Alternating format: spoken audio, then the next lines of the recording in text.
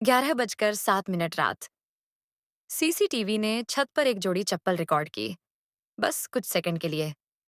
फिर स्क्रीन पर रुकावट आई। एक हुड पहने परछाई दिखी और फुटेज लॉस्ट लिखकर गायब हो गई। सब कहते हैं कि सीसीटीवी हर रात बंद होता था, लेकिन जायन जानता है उस रात कोई ऊपर गया था। और कबीर उसके बाद कभी नहीं मिला। रूम 208 अब सिर्फ एक कमरा नहीं, एक याद बन चुका है। कबीर के जाने के बाद सब कुछ वैसे ही रखा है। उसकी किताबें, उसका कप और वो खाली बंक बेड जिसमें अब सिर्फ सन्नाटा सोता है।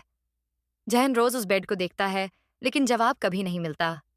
उसे वो रात याद आती है जब कबीर कुछ कहना चाहता था, लेकिन चुप रहा। जहन चुपचाप हॉस्टल की छत पर जाता है, वहीं जगह जहां कबीर की चप्पलें मिली थीं।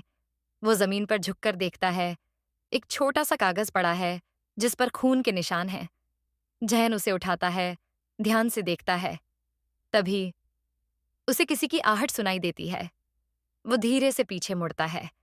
सीढ़ियों के पास कोई खड़ा है, एक परछाई, एक साया।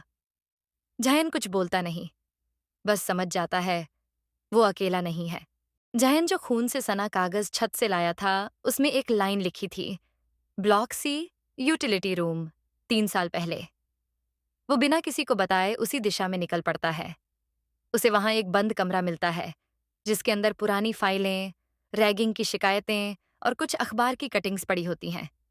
वहीं उसे मिलता है एक जूनियर, ईशान। पहले वो डर के मारे कुछ नहीं बोलता, लेकिन अब फुसफुसाते हुए कहता है, ये सब पहले भी हुआ है। 3 साल पहले भी एक लड़का छत से गिरा था। सबने बोला उसने खुदकुशी की, लेकिन मैंने देखा था। अब जैन को समझ आता है, ये कोई एक हादसा नहीं था।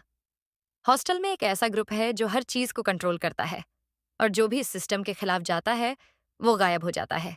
जयन अब सबूत इकट्ठा कर चुका है। खून से सना कागज, पुरानी शिकायतें और ईशान का कबूलनामा। वो तय करता है कि अब सच्चाई सबके सामने लानी है। मैं छत पर कैमरा सेट करूंगा। उन्हें लगता है मैं चुप हूं, लेकिन अब सब देखेंगे कि असली गुनहगार कौन है। उसी रात जयन छत पर अकेला जाता है। उसका फोन रिकॉर्डिंग पर होता है और वो इंतजार करता है। कुछ ही देर बाद रोहैल, नावेद और एक और सीनियर वहां पहुंचते हैं, अंधेरे से निकलते हुए। उनमें से एक कहता है, अब तू भी वहीं जाएगा जहां वो गया था। जायन का कैमरा अब भी रिकॉर्ड कर रहा होता है, और तभी वार्डन भी सामने आता है। वो कहता है, तेरे पास सब सबूत थे, अब तुझे भी हटाना पड़ेगा।